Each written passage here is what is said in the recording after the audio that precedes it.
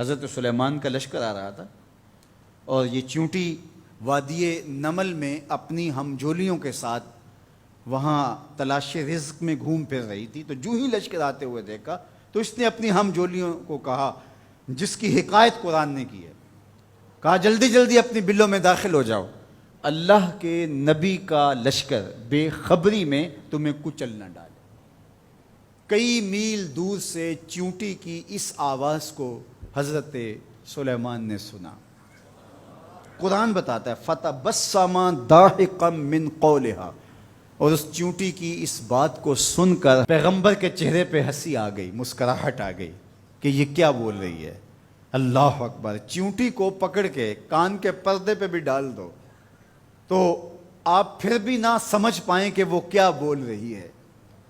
لیکن اللہ کے پیغمبر کی شان یہ ہے کہ کئی میل دور سے وادی نمل میں بولنے والی چیونٹی کو جو بول رہی ہے وہ بھی سن رہے ہیں اور اس کا جو مفہوم ہے وہ بھی سمجھ رہے ہیں.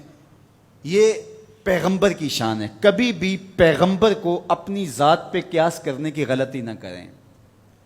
نہ پیغمبر ہمارے جیسا ہے نہ ہم پیغمبر جیسے. ایک شخص نے روزہ رکھ لیا تو گرمی تھی، چلچلاتی دھوپ تھی، تو وہ بے ہوش ہو گیا. تو لوگ اس کے اوپر کپڑا تان کر کے کھڑے تھے سائے کیے ہوئے. تو حضور گزرے تو فرمایا کہ یہ کیا ہے؟ تو کہا کہ اس نے روزہ رکھا تھا تو اس کی وجہ سے یہ نڈھال ہو گیا.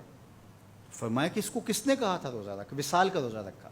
وصال کا روزہ ایک روزے کے بعد پھر اسی پہ تسلسل کے ساتھ دوسرا روزہ. تو کہا حضور آپ جو رکھتے ہیں. تو اس نے بھی پھر دیکھ کے رکھ لیا. تو آقا کریم علیہ الصلوۃ والسلام فرمایا ایکم مثلی، تم میں سے میری مثل کون ہے؟ ایکم مثلی، تم میں سے میری مثل کون ہے؟ اور ایک دوسرے مقام پہ آقا کریم نے فرمایا لست کہیاتکم، میں تمہاری طرح نہیں ہوں. کبھی کہا ایکم مثلی، تم میری طرح نہیں ہو، کبھی کہا میں تمہاری طرح نہیں ہوں. تو یہ غلطی کبھی نہیں کرنی چاہیے کہ اپنے آپ کو نبی پر قیاس کریں یا نبی علیہ السلام کو اپنی ذات پہ قیاس کریں. اللہ نے ان کو جو صلاحیتیں، جو شانیں، جو عظمتیں اور جو امتیازات عطا کیے ہیں وہ انہی کا خاصہ ہے. اللہ نے انہی کو ایک الگ شان اور الگ نرالی عظمت عطا فرمائی ہے جو انہی کا مقصوم ہے. اب چیونٹی کتنے میل دور سے اپنی ہمجولیوں سے بات کر رہی ہے. کوئی حدیث ہو تو ضعیف کہہ کر کے کوئی کہے کہ نہیں میں نہیں سے مانتا، آیت قرآنی ہے.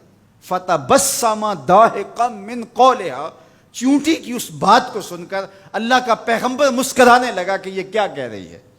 اللہ اکبر.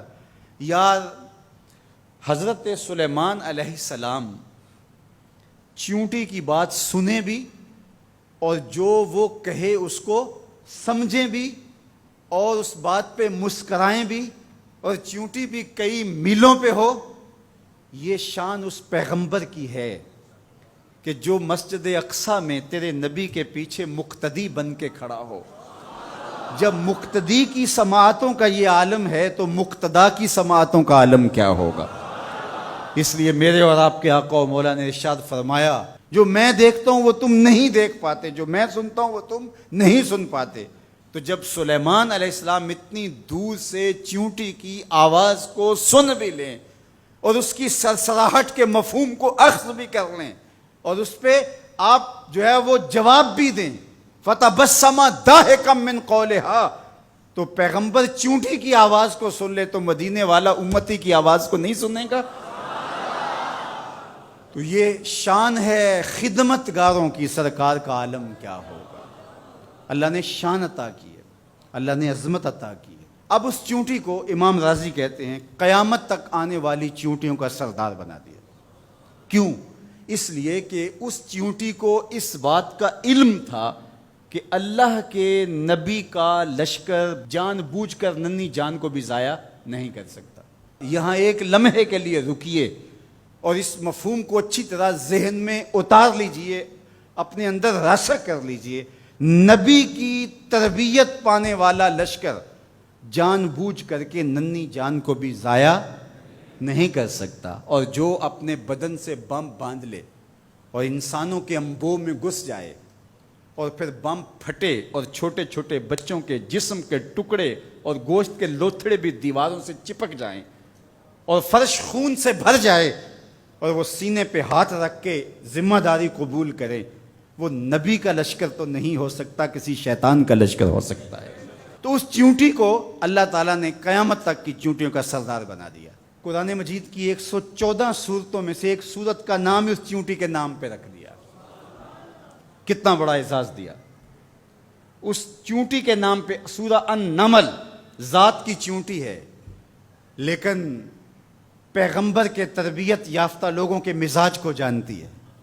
یار پیغمبر کی صحبت میں رہنے والوں کا کوئی مزاج آشنا بن جائے اور اس مزاج آشنائی کی وجہ سے اس کو عزت، پروٹوکول، تکریم اور قیامت تک آنے والی چیونٹیوں کی سرداری بخشی جاتی ہے، تو جو مزاج پیغمبر کا حامل ہے اس ابو بکر کی شان کا عالم کیا ہو، اس کی عظمتوں کا عالم کیا ہے۔ تو اس چیونٹی کو قیامت تک آنے والی چیونٹیوں کا سردار بنا دیا گیا۔ تو اس کی سرداری کا سبب اس کے یہ جاننے کی وجہ سے ہے کہ پیغمبر کی تربیت میں رہنے والے جان بوجھ کے ننھی جان کو بھی ضائع نہیں کر سکتے۔